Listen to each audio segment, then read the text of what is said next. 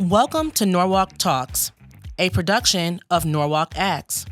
We are a collective impact partnership that brings people together in a structured way to achieve social change. We work with local community organizations, community members, families, and youth to enhance Norwalk's voice and provide leadership opportunities. With the help of Factory Underground, join us weekly as we bring people together to just talk.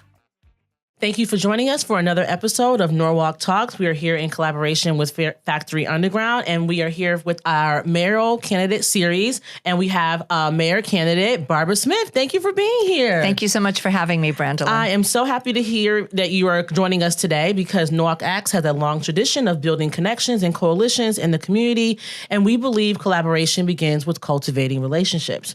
So getting to know you as a person is important for voters, and there will be plenty of opportunities for us to hear about your campaign and visions for the city of Norwalk. But I just want to talk to you as a person who is stepping up to serve and represent the residents of Norwalk. So today's conversation will focus on what motivates you, your values, and the important lessons you've learned throughout life. So we're going to move beyond campaign talk and just offer our audience an opportunity to learn more about you as a passionate resident of Norwalk. So how does that sound? Sounds great to me. All right, perfect. So I know that you have moved to Norwalk many years ago. So please tell us what brought you here and brought your family here to the city of Norwalk, and why do you stay here in Norwalk? Sure. So many years ago, when my two children from my first husband were very young and we were living in Shelton, I met my second husband. And he had grown up here in Norwalk. And, you know, we got to know each other, we got engaged, we got married, and then started thinking about where we would like to live together. You know, I needed to make a move, you know, for a fresh start for myself and move out of the house that I had lived in. And we'd spent a good amount of time here in Norwalk. You know, he grew up in Village Creek, which is, you know, just such an important part of Norwalk. And, you know, I got to know this family that was, you know, so much a part of like my beliefs and values in terms of, you know, the environment and in terms of, you know, helping people who are vulnerable. My brother-in-law who was a Greenpeace captain and, you know, just being a part of that community really grounded me in this interest in Norwalk. So we chose to move here. My kids at the time were my daughter was going into high school and my son was in 5th grade. And we together chose as a family that we wanted to move to a diverse district. We were looking at Ridgefield, we were looking at Westport, but that wasn't the way I wanted to raise my kids, and that was something important to my own kids. They wanted to be in a diverse district. So I'm going to tell you the day I really, truly fell in love with Norwalk. My daughter, as you might imagine, going into high school, we started her on the first day. We didn't actually close on the house until October 1st, but we started her, we drove her, you know, the first day. She actually stayed with my in-laws for that first month. She was so nervous. You know, you could just imagine going in. But we thought by her starting the first day with, you know, a couple different middle schools coming together, a lot of kids aren't going to know people. So she was super nervous, and I went and picked her up at the end of the day. And she came literally skipping out of the building, and big smile on her face. And she said, "Oh my God, Mom, everybody was so nice and so welcoming. And I love it. I love it." And that told me something, you know, and then, you know, I'm just going to fast forward just on an off shoot here. When I was teaching in Norwalk, that's what I saw is the acceptance. Because, you know, we have a lot of kids coming and going, coming from different communities, even moving from school to school around Norwalk. The welcoming of the kids is a beautiful thing. Yeah. So that's the reason we came here. I mean, when a kid confirms that this is where we can go, it's a big deal. Yeah, it really is. And she got so involved in the school, and it just was, I don't know. It was a beautiful thing. So whatever the case, that's why we chose to come here, and part of the reason why we've stayed here. But there's so many reasons why we've stayed here, and that's the second part of the question. So we've been here 27 years now.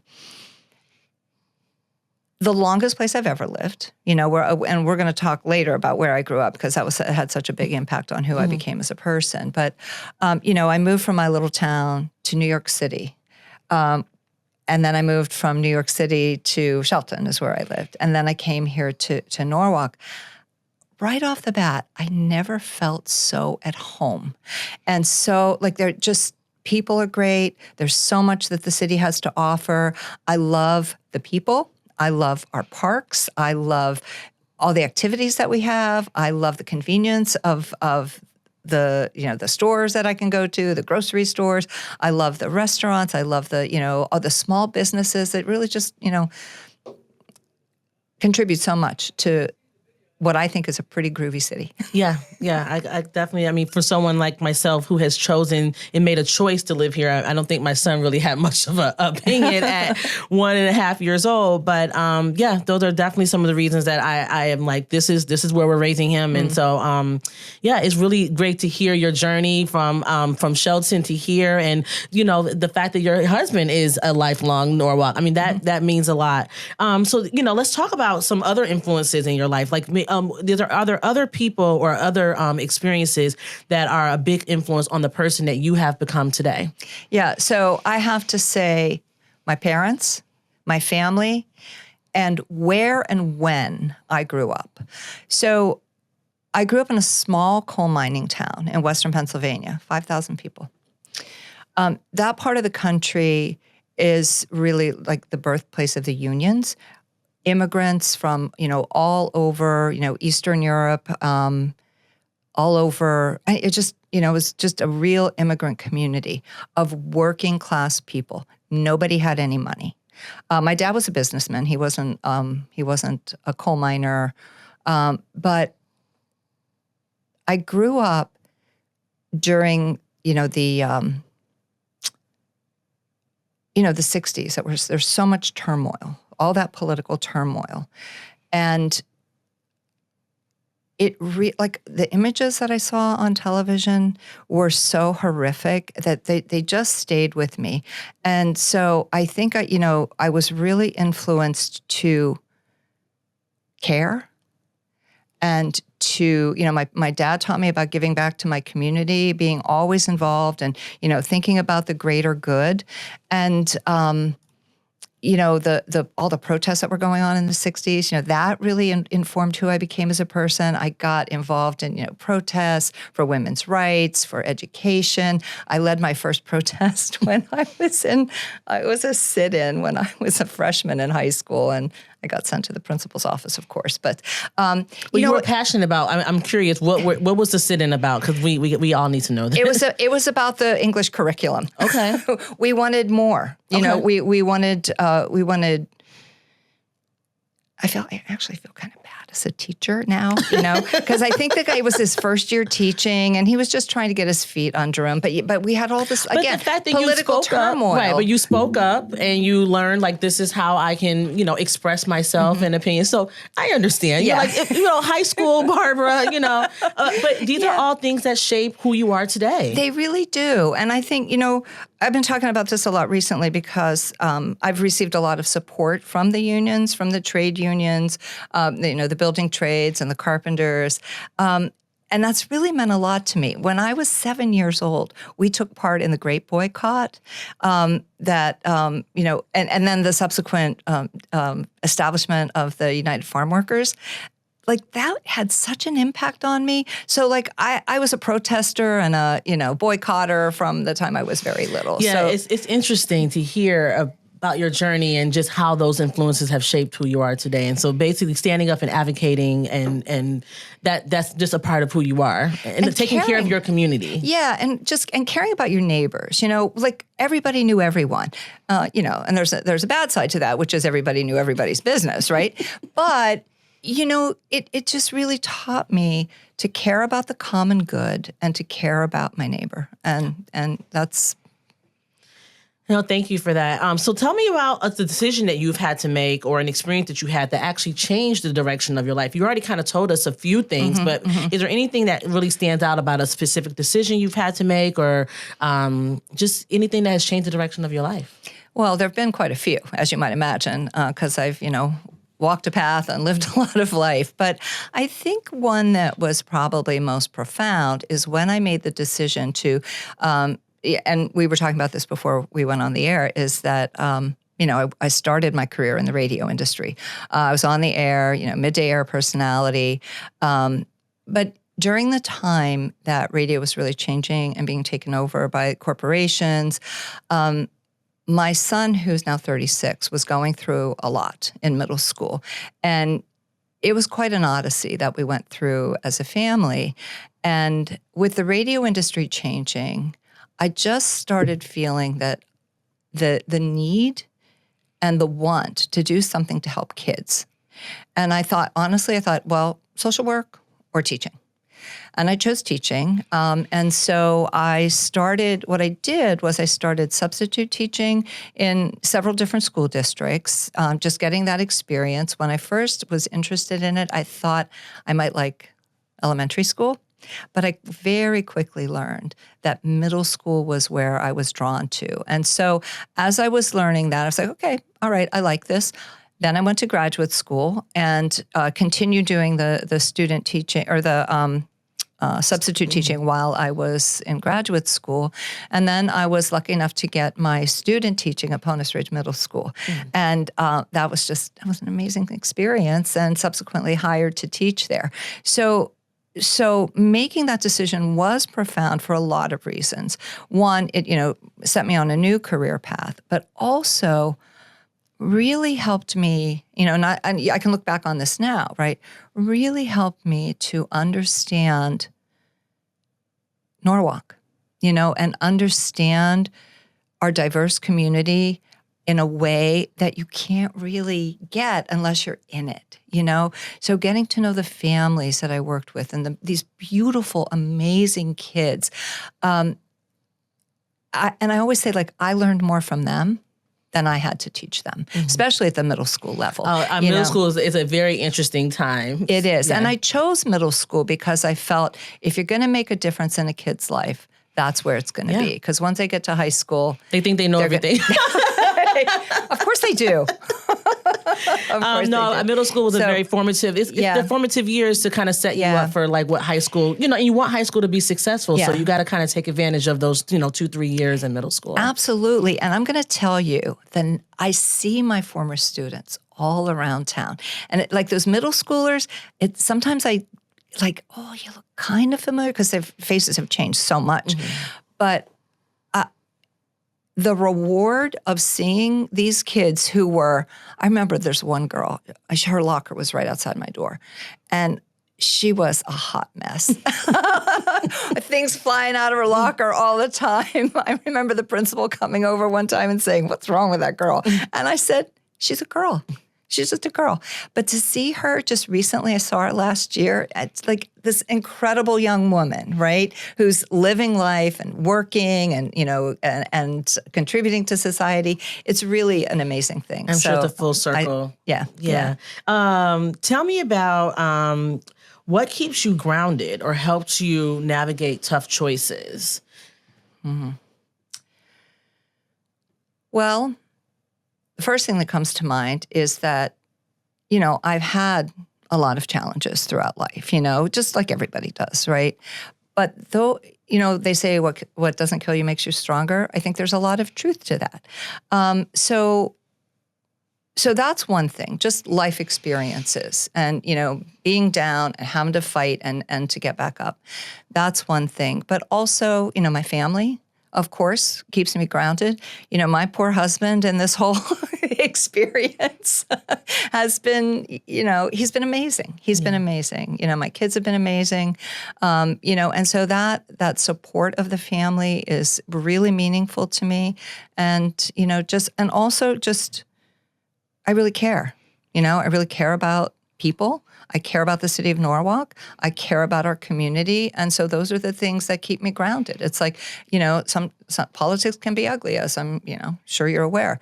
But knowing that I can make a difference in people's lives, that's what keeps me grounded. you grounded. I love that. And so, family is really a lot of people are very rooted in their family, and that's what keeps them keeps them happy, healthy, and whole. What other core beliefs shape who you are today, like that you may have? Well, I mentioned this word before, the common good. I think that, we're living in a time of real divisiveness. And, we see it locally, we see it at the national level. And I think we've forgotten about what really matters. And I think that we all have to focus on not what's best for us, but what's best for everyone. And what's best for everyone isn't really, I know that, that you can't really satisfy everybody. Yes. You really can't. No. But that's where the give and take has to come, right? It's like, maybe this is what we want, but if we look at what's best for the common good, I think that that's a better goal.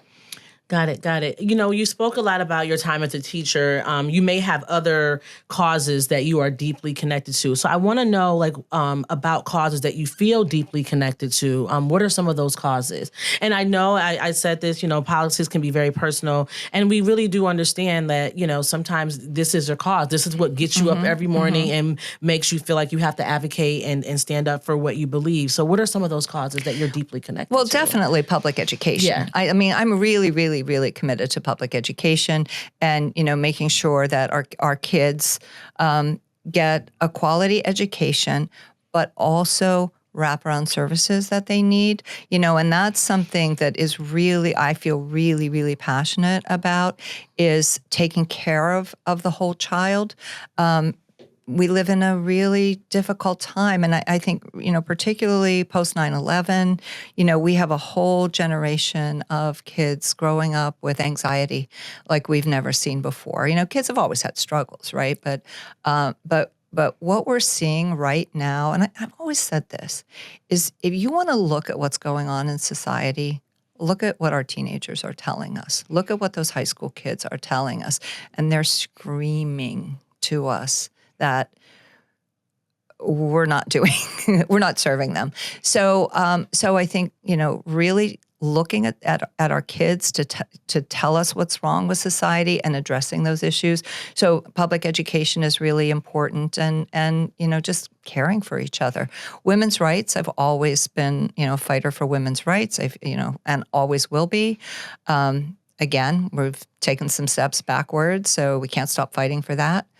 The environment, I was talking about this fairly recently with the 75th anniversary of Village Creek, and how, I married into the right family. I was one of those I was 19 years old when I first joined Greenpeace, so the environment's really important. I think that, if we want to leave any kind of planet for future generations, we have to talk about it. It's got to be part of the discussion. Yeah, absolutely. And things are constantly changing, and we have to definitely be mindful that we want to leave this world better than we came in it. So I always think about what are things going to be like for my son when he's 30, 40 years old. And when it really does come down to the environment and what the infrastructure can hold. So I get that. It really does. I get that. So, tell me more, what do you want future generations? Because you are stepping, and you've been in public office for years now, as a common council member. And thank you for your service. We really,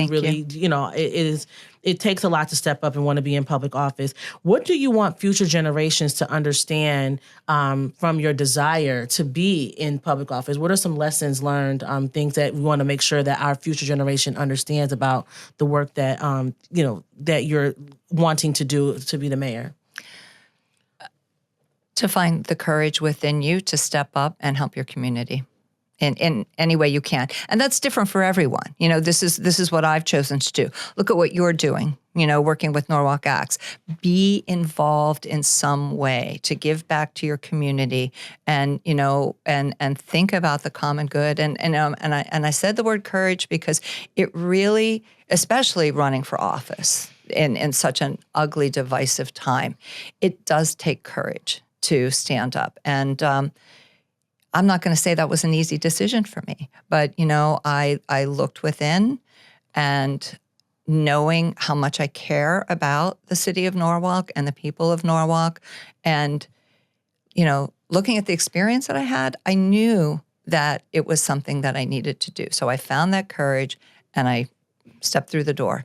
And I think that, that's what I would encourage young people to be thinking about, is giving back to your community in whatever way. If it is public office, find that courage and step up. And if it's something else, just take care of other people. Yeah, take care of other people. Yeah. Absolutely. So it has been an absolute pleasure to just dig a little deeper and just learn more about Barbara Smyth. And I hope that this conversation has added to the conversations that we're having in our community in this in the race for mayor.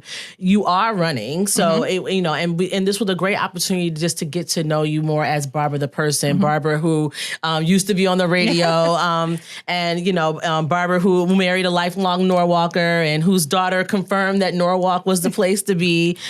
So give us an opportunity to learn more about your campaign and where and people can learn about in your efforts. Sure. You can go to my website, which is barbarasmyth.com. My name is spelled SMYTH, not Smith. Usually people think it's with an I, but it's Barbara smyth.com, and that's my website, and you'll find information about me and my platform. You can also follow me on Instagram and Facebook, and I am now on TikTok. Wow. And that's Barbara Smyth for mayor. Love that. Yeah. Love that. Yeah. Thank you so much for joining us. This is another episode of Norwalk Talks. Thank you so much, Brandolyn. Thank you for joining us for another episode of Norwalk Talks. If you enjoyed this talk, share this episode with a friend and sign up for our monthly newsletter on our website. Our website is norwalkacts.org. If you're on social media, find us at Facebook, Instagram, YouTube, or LinkedIn. Once again, thanks for joining us here at Norwalk Talks.